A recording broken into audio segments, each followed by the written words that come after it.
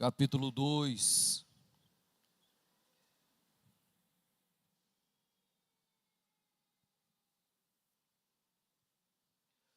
Primeira Epístola de Pedro, capítulo 2.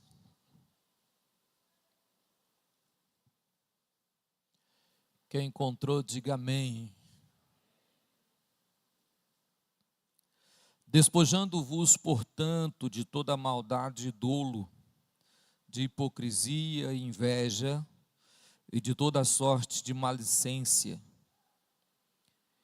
desejai ardentemente, como crianças recém-nascidas, o genuíno leite espiritual, para que por ele vos seja dado crescimento para a salvação. Se é que já tendes experiência de que o Senhor é bondoso, chegando-vos para ele a pedra que vive, rejeitada sim pelos homens, mas para com Deus eleita e preciosa. Também vós mesmos, como pedras que vivem, sois edificados casa espiritual, para ser de sacerdote santo, a fim de oferecer sacrifícios espirituais agradáveis a Deus, por intermédio de Jesus Cristo. Por isso, está na Escritura: eis que ponho em Sião uma pedra angular, eleita e preciosa, a quem nela crer não será de modo algum envergonhado. Para vós outros, portanto, os que credes, é a preciosidade, mas para os descrentes, a pedra que os construtores rejeitaram, essa veio a ser principal pedra angular, pedra de tropeço e rocha de ofensa.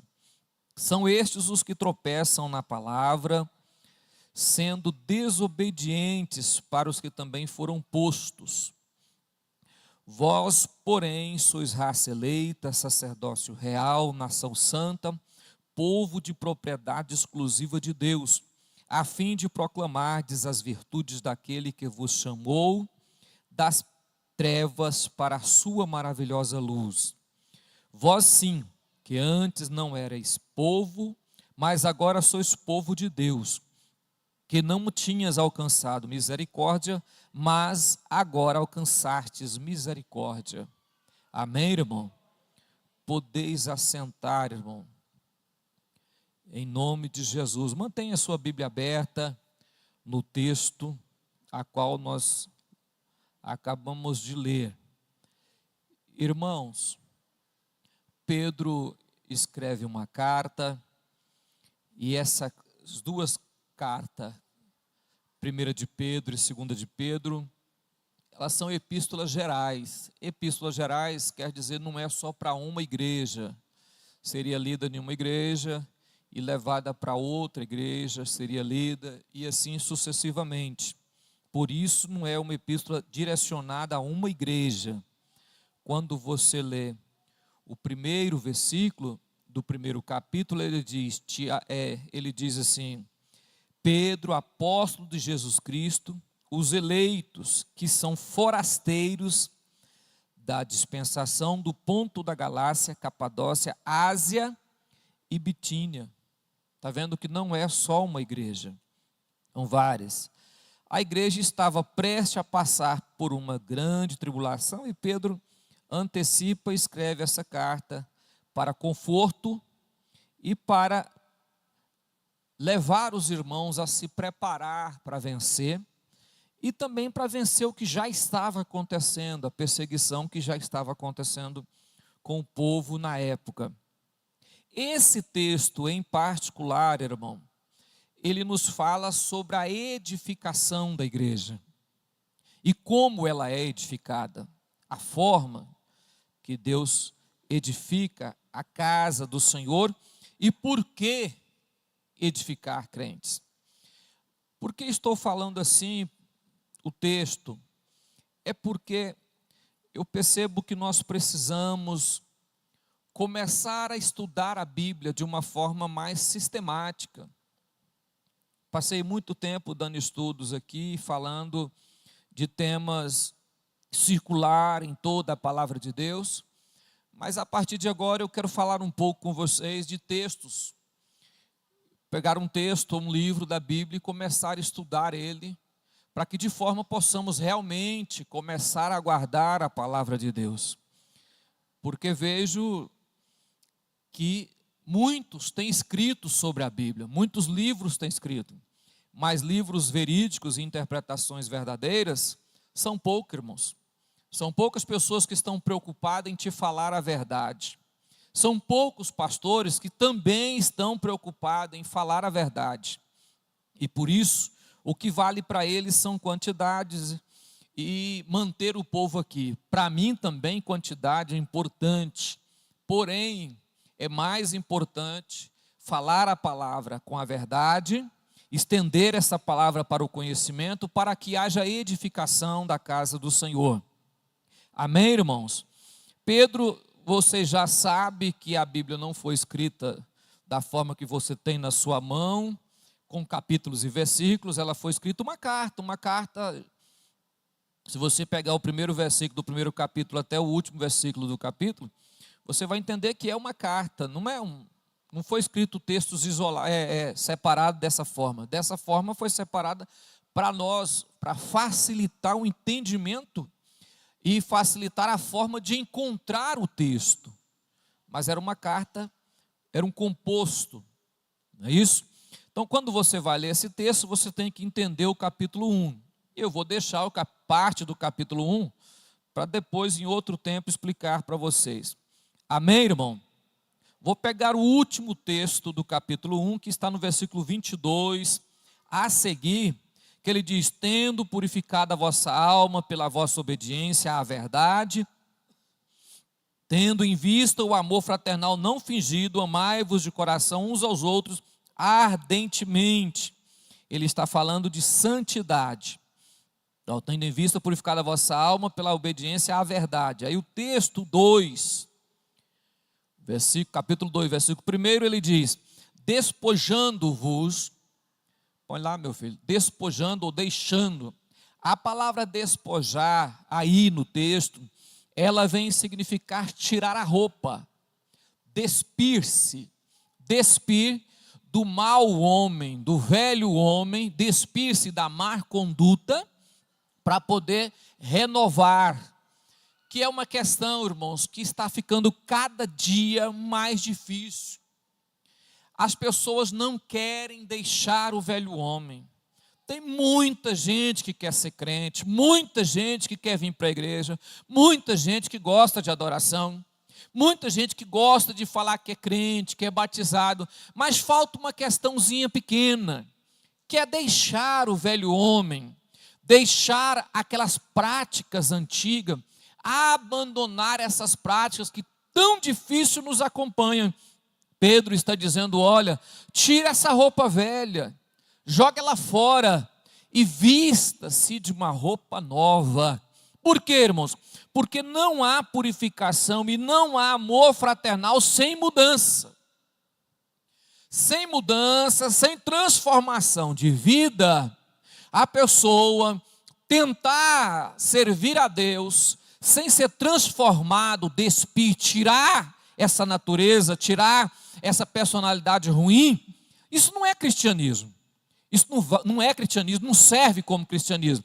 Pedro então está dizendo: deixa toda a malícia, né? No meu texto diz: deixa pois toda a maldade. Maldade essa que é gerada no homem. O homem é mau em si próprio, a vontade de ser mau, um caráter penoso, perverso, um caráter pesado. Ele diz: deixa tudo isso.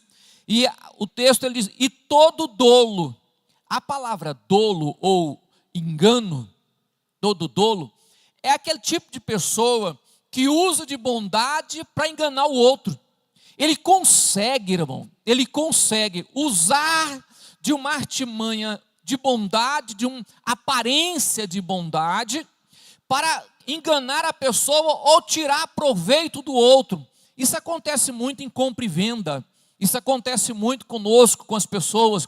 As pessoas não se esquecem que são servos de Deus e se faz desse dolo, desse engano, para poder passar por cima do direito de alguém ou da vida de uma pessoa. Então, deixe todo dolo, deixe toda a hipocrisia. A palavra hipocrisia, aí, para ficar bem claro para você, a palavra hipocrisia é a mesma coisa de hipócrita. A palavra hipócrita é a mesma questão do ator. A palavra ator vem exatamente do hipócrita, porque o ator nunca é o que ele é. Ele sempre está fazendo uma encenação de vida. Isso acontece com pessoas. O hipócrita, ele nunca é a realidade da sua vida. Ele aparenta doce, mas não é doce. Ele aparenta bom, mas não é bom. Ele aparenta humilde, mas não é humilde. Ele aparenta manso, mas não é manso. Ele está sempre se fingindo de alguma coisa, passando de bom. E aí Pedro vem dizendo, deixa isso. A palavra inveja é inveja. De todas essas questões aí, a mais difícil é a inveja. Porque a inveja ela está enraizada no ego da pessoa. A vontade de ser melhor. A vontade de ser melhor ou maior. A vontade de ocupar o local do outro. E eu não estou falando, Pedro não me está escrevendo para pessoas não cristãs. Pedro escreveu para pessoas cristãs. Ou seja, isso acontece muito na igreja, irmão. A pessoa querer ocupar o espaço do outro, ou ter inveja porque o outro fez ou faz, ou sabe fazer. Olha para mim aqui, irmão. O verdadeiro cristão é aquele que não precisa de ninguém estar olhando para ele fazer. Não precisa de ninguém estar observando se ele fez. Não. Tem pessoas que ficam preocupadas, o pastor não viu, a igreja não viu, quer fazer, mas o pastor tem que ver. Não, irmão, não, isso não. Você precisa aprender que se o outro cresce, é exatamente porque Deus colocou a mão sobre ele. Então deixa ele crescer. Ah não, mas fulano, não, deixa fulano crescer, irmão. Eu querer ocupar o espaço que é do outro, jamais vou ocupar o meu espaço. A forma que eu fui chamado, não é a forma que o irmão foi chamado. Não é, irmão. Você quer ver uma questão que é feia? Pregador que imita os outros. O camarada não é si próprio. Imita o outro pregar. Cantor que imita até o gesto da pessoa. Até a forma de pegar no microfone. Deixa de inveja, irmão. Deus chamou cada pessoa no seu dom e na sua forma de ser a vida. Em nome de Jesus. Jesus chamou você do seu jeito, da sua maneira, do jeito que você é. Jesus não quer nada mais, nada menos do que você ser você. Só isso. Pastor, mas não, irmão. Eu jamais quero imitar alguém. Eu não gosto de ouvir mensagem pregada, irmão. Eu não assisto pregador. Assistir em vídeo, eu não. Porque eu não quero pegar trejeito de ninguém. Deus me chamou e o meu nome é Jocelino. E tem uma natureza e uma personalidade trabalhada por Deus do meu jeito, da minha forma. Não adianta eu querer ser aquilo que os outros são. Nós somos individuais. E Deus nos chamou dessa forma. Uns prega pulando, outros prega parado, uns canta mexendo o corpo. Não, tem gente que não, mas fulano canta lá e mexe o corpo, então eu vou cantar assim também, porque dá certo. Não dá certo, irmão, dá certo para quem já fez, que Deus chamou daquele jeito, daquela forma. Agora, para nós não. Para nós não. Deus chamou você para fazer aquilo que Ele quer que você faça do seu jeito, em nome de Jesus. Deixai toda murmuração, ou maledicência, ou falar mal, ou falar dos outros, ou fofoca, ou mexerico. Deixar de falar mal. Tem tradução que coloca, deixar as críticas nas costas. Deixar a crítica que não constrói. Escrever aqui Pedro estava escrevendo para cristão. Gente, tire esse mal, tire essa roupa velha, jogue ela longe. Pastor, mas como isso acontece conosco? Se nós não policiarmos a nossa vida cristã, nós vamos a cada dia ficando menos parecido com Jesus e mais parecido com o mundo. E quando nós parecemos com o mundo é falso, o mundo é invejoso, o mundo só tem inveja, maldade, dolo, hipócrita, é o que o mundo tem. Então nós vamos deixando de parecer com Jesus e vamos nos igualando com o mundo. E nós não podemos fazer isso. Aí Pedro escreve essa carta e nesse texto ele começa a dizer o que nós precisamos tomar posição como casa edificada. Como casa edificada. Presta atenção para você ver uma coisa. No primeiro texto, o primeiro versículo, ele fala no sentido de tirar, abandonar. No segundo versículo, ele fala no sentido de adquirir. Adianta botar roupa limpa em cima de pano sujo? Adianta, irmão? Não adianta. É vinho novo dentro de odres velhos. Vai romper o odre. É remendo de pano novo em calça velha. Vai romper a calça. Vai romper. Isso aqui, primeiro eu vou tirar, eu vou limpar, eu vou deixar da prática e depois eu vou colocar, buscar para a minha vida algo. Aí ele diz, desejai ardentemente. A palavra ardentemente é fome voraz. O que é fome voraz, irmão? Quem tem criança pequena, recém-nascida, sabe disso. Toda hora mama. E toda hora que dá o peito, quer mamar. Toda hora que encontra o peito, quer continuar mamando e com muita força. Olha, desejai ardentemente, voraz, muita fome, desejo, muita fome.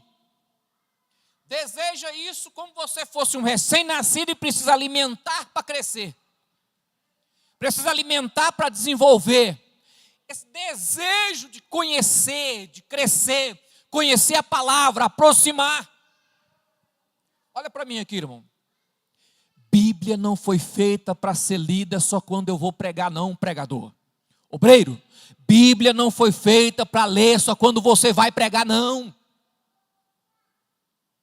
Não, eu vou procurar um texto que eu vou pregar domingo. Não, irmão.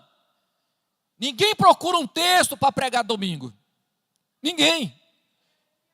Procuramos a Bíblia para alimentar a nossa alma. E isso acontece quando eu tenho esse desejo, essa ânsia por conhecimento, por aproximar esta palavra que alimenta, fortalece, cresce, nos faz forte a cada dia. Esta palavra que nos faz crescer de forma firme, de forma abençoada. Esta palavra que nos faz ser forte na presença do Senhor. Olha para mim, irmão. Crente só é fraco porque não lê Bíblia. Crente só aceita qualquer coisa porque não lê Bíblia, irmão. De tempo em tempo a igreja vai sendo atacada com questões de interpretações feitas à base humana. E o crente tem que estar preparado para dizer não tem na Bíblia, não tem na palavra, não é verdade. O crente tem que estar preparado para isso, irmão. Como que ele prepara? Lendo. Desejais, como meninos nascidos de novo, leite racional. Na minha Bíblia, diz leite, genuíno leite espiritual.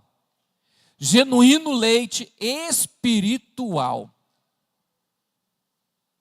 Essa palavra genuíno aqui, que lá eles colocam não falsificado, O grego dessa palavra, é a palavra que traz sem mistura.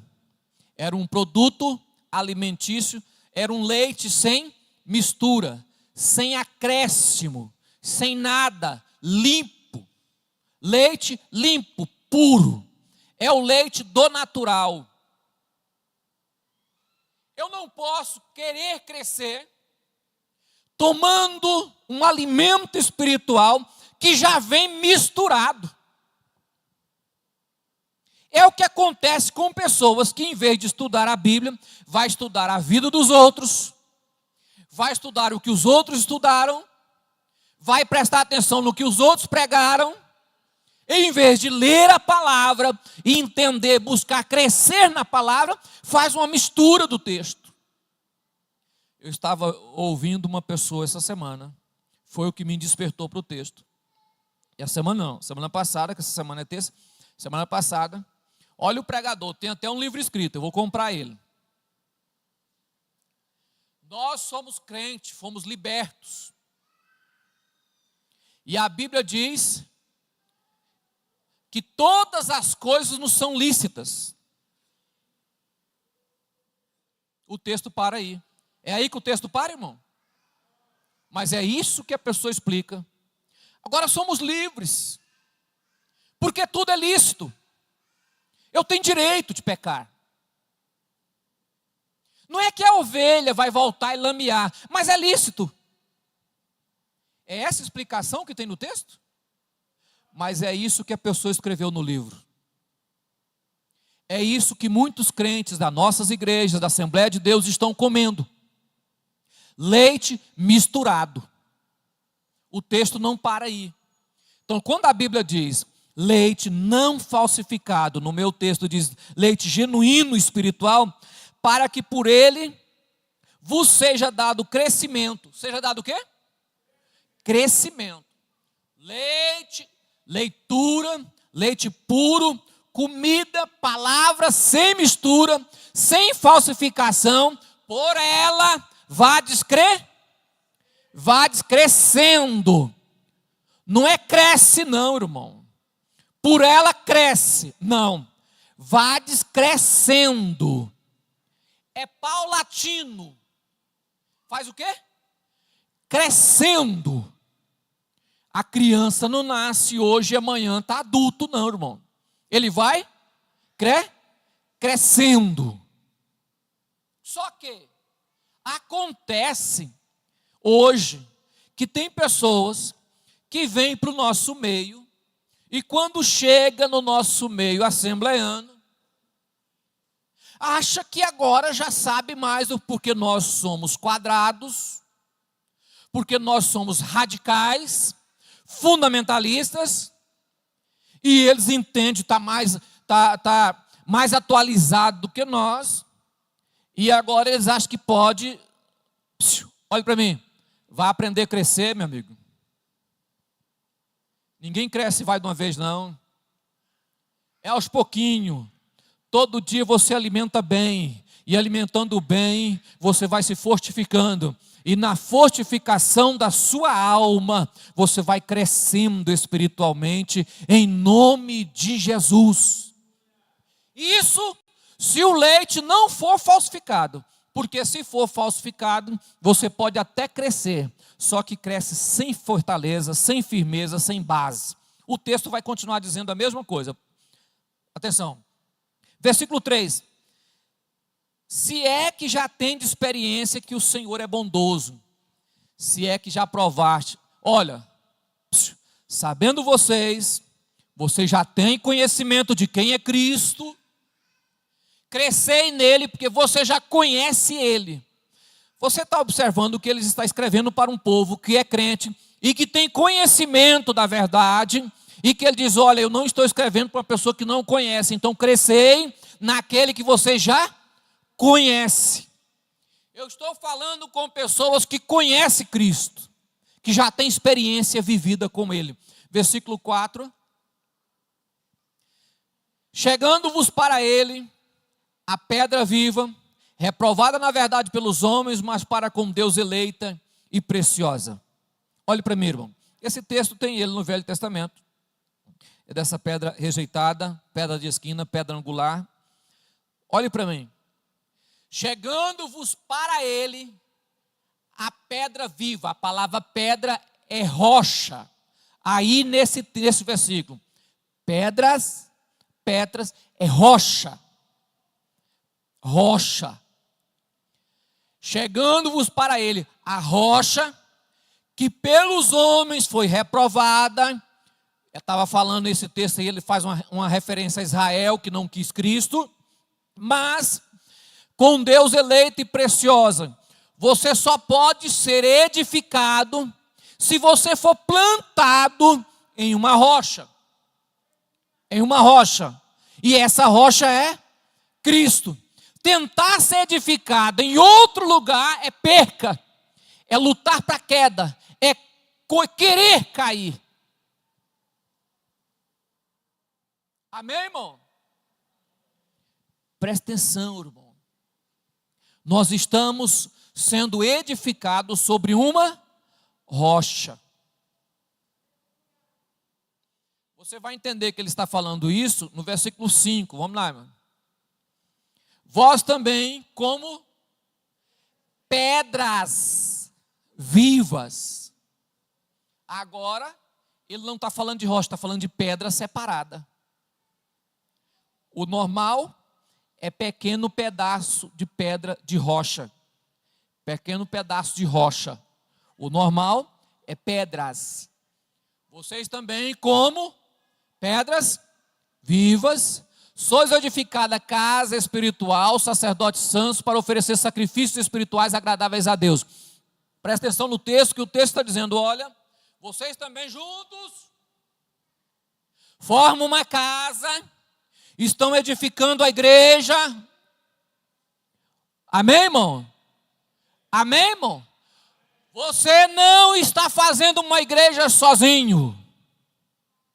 Já viu aquela conversa furada que tem na internet de igreja sozinha? Não, eu não preciso de igreja. Para mim ser crente, eu não preciso de igreja. Quem já viu essa conversa? Edifica sozinho, irmão? Edifica sozinho? Não. Casa, olha, vós no plural, como pedras, muitas pedras, sois edificado casa singular, casa espiritual. Cada pessoa vai formando uma base que forma uma igreja do reino de Deus. Essa casa, essa igreja, ela é fundamentada, é alicerçada em Cristo. Essa casa que é construída, a igreja, está em Cristo. Olha, casa espiritual, sacerdote santo. Deus formou a igreja alicerçada em Cristo para interceder entre Cristo e o mundo. A palavra sacerdote aí quer dizer ponte de ligação. Ponte de ligação. Para oferecer sacrifício espiritual. O vosso culto, lá no livro de Romanos, capítulo 12, fala isso. Oferecer sacrifícios a Deus. Sacrifícios. Oferta, louvor, adoração. Oferecer culto racional. Oferecer a Deus a sua vida em sacrifício vivo, santo e agradável a Deus. O que ele está dizendo, irmão? Deus nos chamou, fomos edificados, formamos igreja e agora oferecemos a Deus sacrifícios agradáveis ao Senhor. Por que sacrifícios? Porque as nossas atitudes cultualísticas oferecidas a Deus. Olhe para mim, irmão, não é o culto, o certo é o santo culto. Porque o culto é santo. Ninguém oferece algo a Deus imundo. Então o culto é santo. Por que o culto é santo? É porque eu sou tão santo que não peco? Não. É porque a rocha da base aqui é santa. E o nome da rocha é Cristo. E Cristo é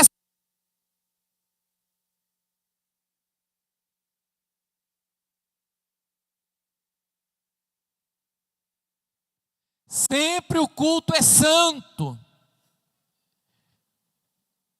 Você não está oferecendo qualquer coisa. Você está oferecendo um culto, sacrifícios vivos.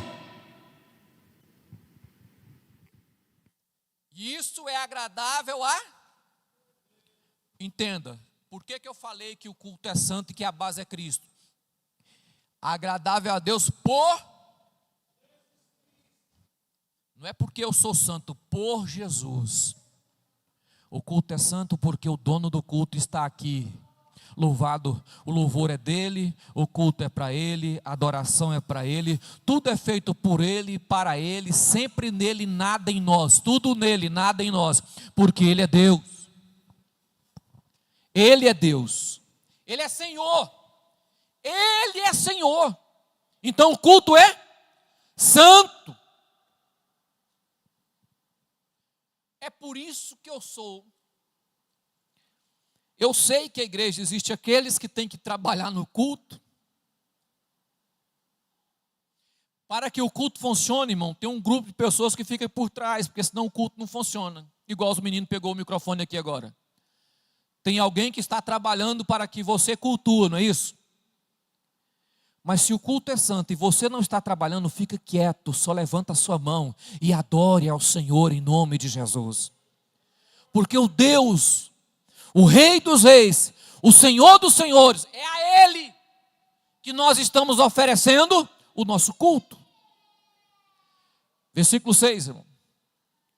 Pelo que também na Escritura se contém, eis que põe em Sião uma pedra principal de esquina eleita e preciosa, a quem nela crê, não será?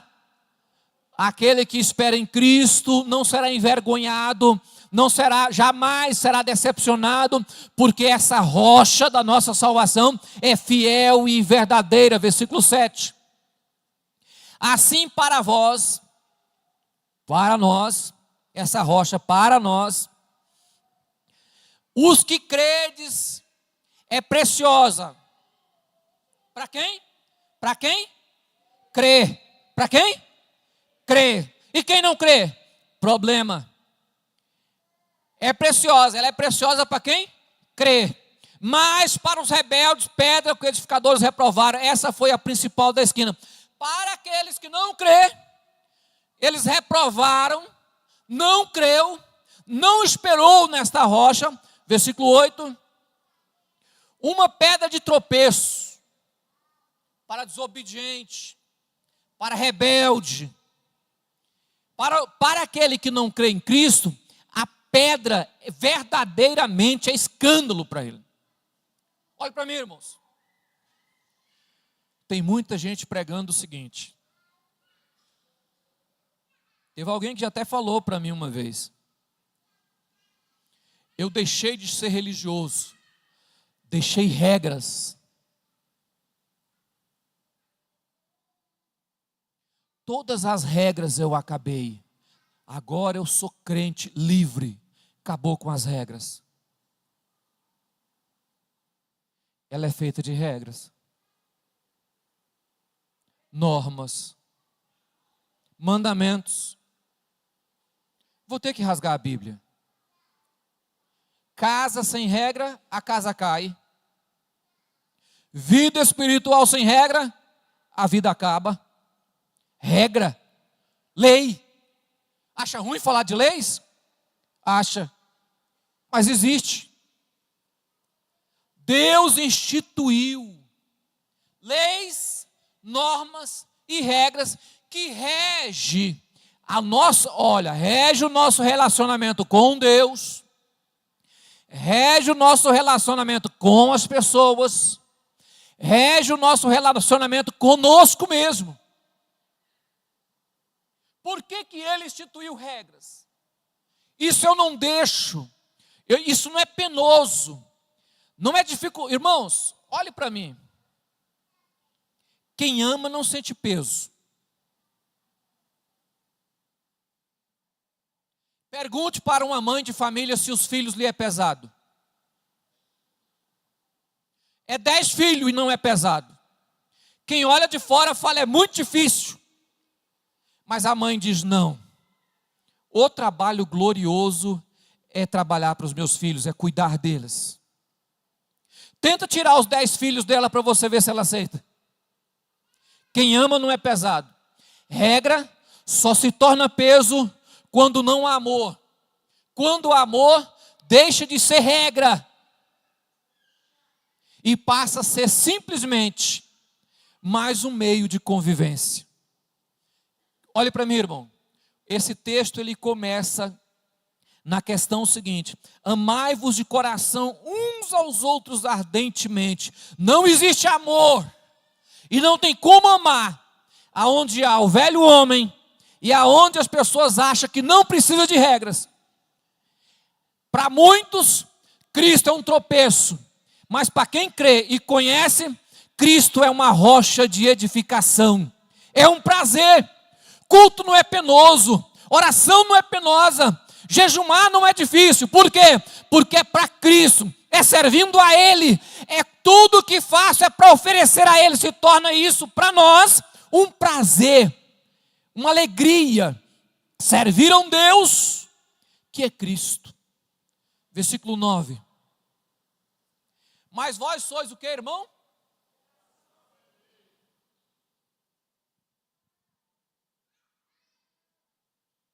Sacerdócio, nação,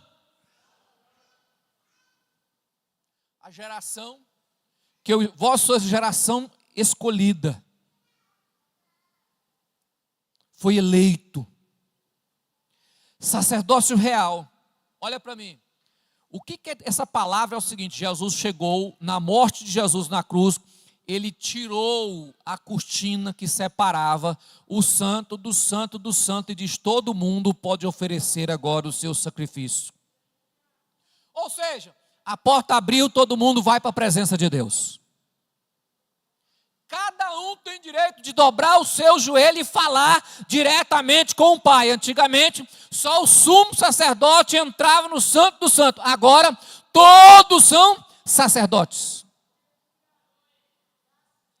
Nação santa, povo santo, ou geração santa, povo adquirido, comprado por um alto preço. Comprado por um alto preço. Eu fui lá, o que é adquirir, irmão? Comprou. Quando alguém compra, ele é dono. Quando alguém compra, ele é dono. Presta atenção. Nós somos geração eleita, sacerdote real, nação santa, povo adquirido. Para quê, irmão? Para anunciar o poder daquele que nos chamou das trevas para a sua. Jesus foi lá no mundo, escolheu a igreja, apresentou ao Pai, edificou a igreja vai crescendo. O que Jesus quer? Que nós anunciamos as virtudes do reino de Cristo, aquele que nos tirou das trevas e nos trouxe para a luz. Se eu não faço isso, não sirvo para ser chamado. Se eu não fazer aquilo para o qual fui chamado, olha, fui escolhido para anunciar, para pregar, versículo 10. Vós que em outro tempo eras povos, mas agora erais povo, mas agora sois povo de Deus, que tinha alcançado misericórdia, mas agora alcançastes misericórdia. Em outro tempo, você que não pertencia a esta família, mas agora pertence, porque Deus te chamou pela sua misericórdia, e quem conhece essa misericórdia jamais afasta dela. Versículo 1, meu filho, do capítulo 2. O que nós devemos fazer então? O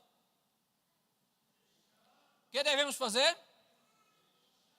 Vamos lá, irmão, devemos deixar toda malícia, engano, fingimento, inveja porque tudo isso destrói o corpo, destrói a igreja, destrói o amor verdadeiro.